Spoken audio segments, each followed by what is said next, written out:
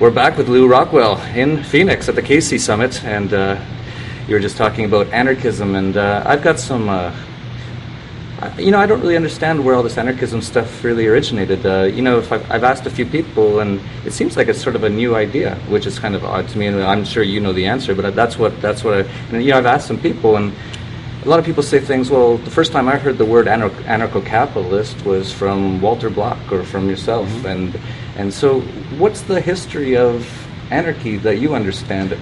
Well, you know, first of all, that word was coined by Murray Rothbard because he wanted to separate private property anarchists, as Hans Habermas talks about, from the left-wing anarchists, the communist anarchists, who think you should be able to abolish private property by force, but still, you know, of course, it doesn't. The whole thing is crazy, and whenever they've been in power, they kill everybody. So they're not. But they keep call trying. themselves anarchists. Maybe they do it right the next time. But there's a history. Murray thought that it actually probably the first anarchists were in ancient China, and he writes about this in his History of Economic Thought. But in the Western world, I don't know. There's Etienne de la Boétie's Politics of Obedience, which is a great book written anonymously in the 16th century by a French lawyer, is almost anarchist, not quite. Edmund Burke wrote an anarchist essay, which people later said, oh, well, he was just kidding, it was just a joke, but if you read it, this is all on lewrockwell.com, which I think is probably the highest circulation anarchist publication in history by many magnitudes. I had somebody here tell me, he said, I'm sure you hear this all the time, but you've changed me from a neocon to an anarcho-capitalist. And I said, well, I don't hear it all the time, but it's great to hear it, so thank you. Because that's actually the purpose of the site, of course. Yeah, those are the two main sites that I really, when I want this sort of information, I go to lewrockwell.com or Mises. But there were 19th century American anarchists, Benjamin Tucker and others. They didn't quite have the economics right. They didn't quite have the right attitude to private property. It really was Murray Rothbard who combined Austrian economics, natural law, and anarchism to make, anarcho-capitalism really the first, I would argue, fully persuasive form of anarchist theory. Look at his Ethics of Liberty or any of his books. He's so persuasive and he's so wonderful.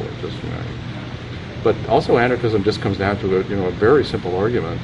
I mean, despite everything, and because being an anarchist doesn't mean you necessarily know how society would be organized without a state. Doesn't mean you know how the roads are going to be built or whatever. Easy enough to know, but you don't have to know it.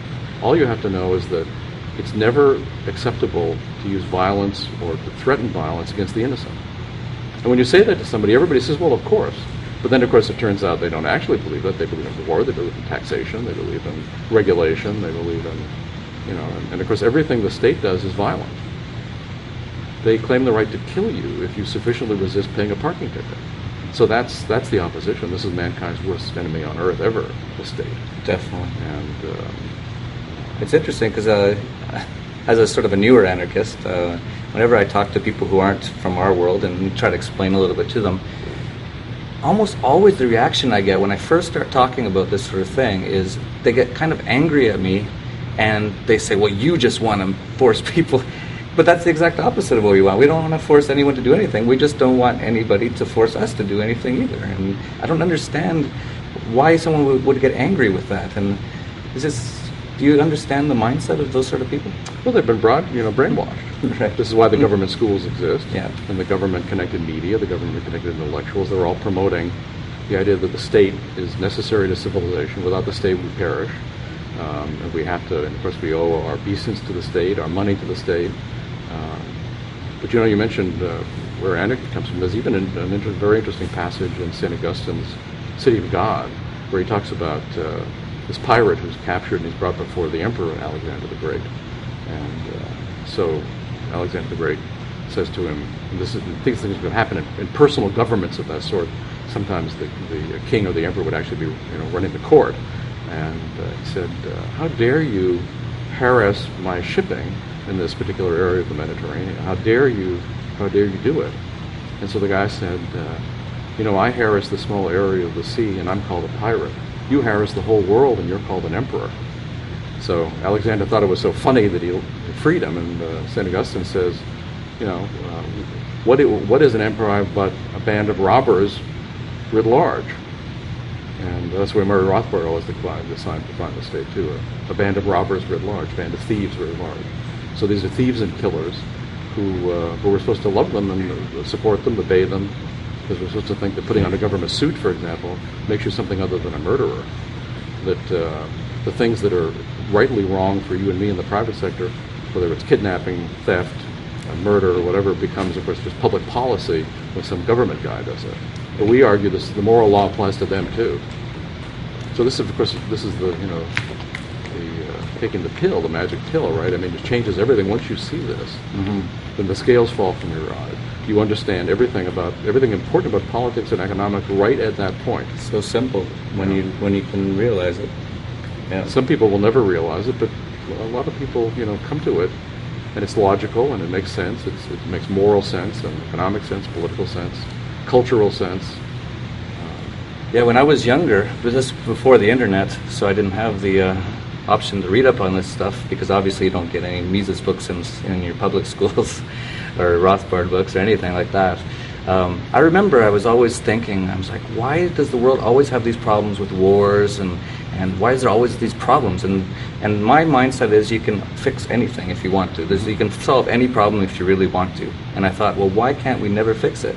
And of course, I didn't have access to that style of thought at the time, so I kept looking at I never liked the left side. That had never made any sense to me. But I looked at the right side, and I went, this doesn't make sense either. I'm like, there's got to be something. So the day I found out, and Doug Casey was the first person who told me I was a libertarian over dinner one night, and I asked him, what's a libertarian? Because I'd never even heard of it. Yes, and I just went home, got on the internet for like months, and just, wow. And it all makes sense now, yeah.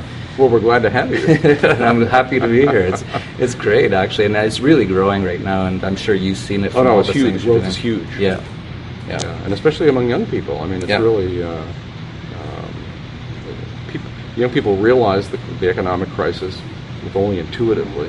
They realize that they're not going to collect Social Security when they're 65, and so this is all just a lie. And so they're looking for change, and they're looking for hope, if I can mention Obama's slogan.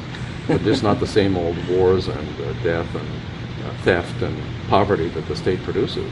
Yeah. So you've been quite active with the Ron Paul campaign. Is that fair to say? No, I'm a strong supporter of. In the past, I had a lot to do with his congressional campaigns and that sort of thing. I'm not at all part of this campaign, except once in a while we have a discussion or whatever.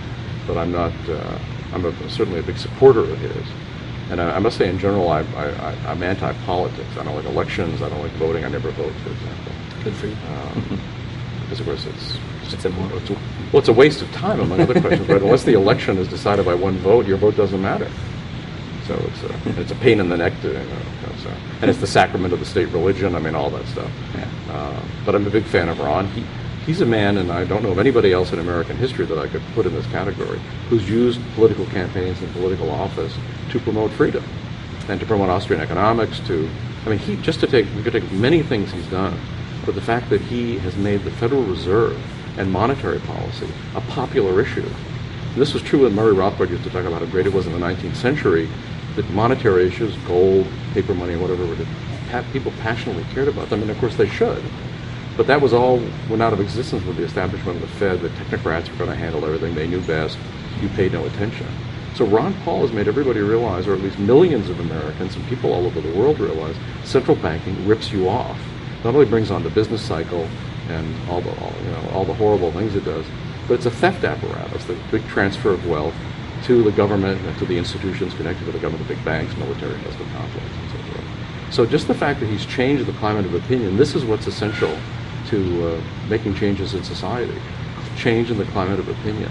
So he's done it, and he's an amazing guy. He's so persuasive, and of course he talks about war issues. He talks about like in recent days they're all feasting on the blood of Al-Awlaki, who they claim is a bad guy. Although that's what the prosecution says. I don't know. Are we supposed to believe him? I don't know. Maybe he is a bad guy. Maybe he's not.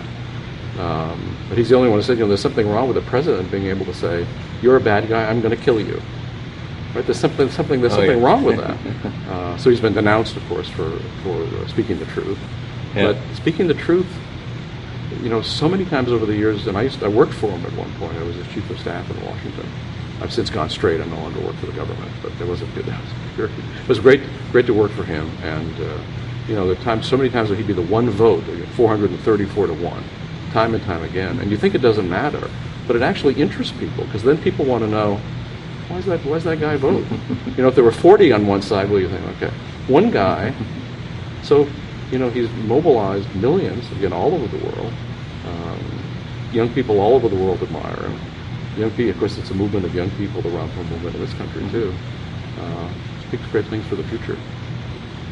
Walter Block, recently, we're at a show with Stefan Molyneux. Have you had a chance to meet him? Or Yes, he's a great guy. Yeah, he's an excellent guy. He's really, I consider him to be a real thought leader on anarchy today. Like, he's really on the leading edge. He's bringing in a lot of people, and he does it because he's so intelligent and smart, and he does just countless podcasts. Yes, amazing, yeah. Yeah, and so Walter Block wrote a thing, and he called Stefan Molyneux a self-hating libertarian because Stefan said that, I forget what he said about Ron Paul, something along the lines of he either doesn't want Ron Paul to win or he doesn't care if Ron Paul wins.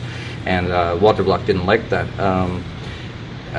So what's your perspective? Do you think, do you hope Ron Paul wins? First of all, I want to say Walter Block is one of the great libertarians. It's tough to pick who was Murray Rothbard's successor because, in fact, there's nobody. Maybe someday we'll have somebody of that sort of genius. But Walter carries on a lot of the burden, and if anybody's Mr. Libertarian these days, intellectually anyway, says Walter was author of many, many books and papers, and just an extraordinary guy. He has a different view, but I'm, for being a big tent. I think it's great to have the Walter Blocks, great to have the Stefan Molyneux in our movement. I'm not quite as pessimistic as Doug Casey, as Doug recently wrote that in the unlikely event the mob elected Ron, as he put it, then he said first day in office he'd be visited by the heads of all the Praetorian agencies who would sort of lay down the law, because he said the president doesn't actually run the country. Congress doesn't run the country. Yeah. I would add the banks and some of the big corporations, of course, to the military and the CIA and all the death squads. All the death squads. But I think what Ron could do, were he to win, it would indicate a massive number of people anxious for change. So I don't think we could hope so much from stuff from the top down. I think all these things have to come from the bottom up. So Ron's winning would suggest that there's a revolution happening. A real peaceful revolution. And so I think that would be great. I don't think one guy by himself, the president is not, even though we talk about the Bush administration, the Obama administration, as if it were a personal government of the sort that Alexander the Great had. When Alexander the Great died, his government disappeared. They was gone. Starting around the time of the Treaty of Westphalia, we developed the corporate government. It's a corporate entity, and it continues in existence and grows, of course, and does its evil, regardless of who the guy at the top is. Those guys can be more powerful, less powerful, but the state as an entity is perpetual and eternal in its own view, anyway. So the president is, in some sense, he's just a guy, and there's a vast oligarchy of private interest, public interest. The government is just never been anything like the U.S. government in the history of the world as a bureaucracy, as big, as evil, as rotten, as powerful and rich, and so forth. So again, I don't think one man can do it, but one man can be a moral leader. And the sort of speeches Ron Paul would give, I think what his actual achievement would be mobilizing the American people to support him. If that happened, then I think we'd have, I think it would be very good news. Could he actually, just as one guy, reform the state? Fairly unlikely. No. No. Well, that's great. We're actually running out of time. I wish we had more time. It's been really great. Hopefully you'll come back on in the future. I'd love to, Jeff, and I appreciate all your work and your website and your newsletter. And thank you. Thanks for all you're doing. It's my pleasure. And for anyone who doesn't know, if you don't know, LewRockwell.com is excellent, and Mises.org is just a wealth of information. And if you have any questions about anything about anarchy or Austrian economics, those are the places to go. But we're running out of time, so we'll leave it at that. Thank you very much. Jeff, thank you. Thank you. And peace, love, and anarchy. Thank you. That's great. That was great. Thank you. That's perfect. Yeah. That was awesome.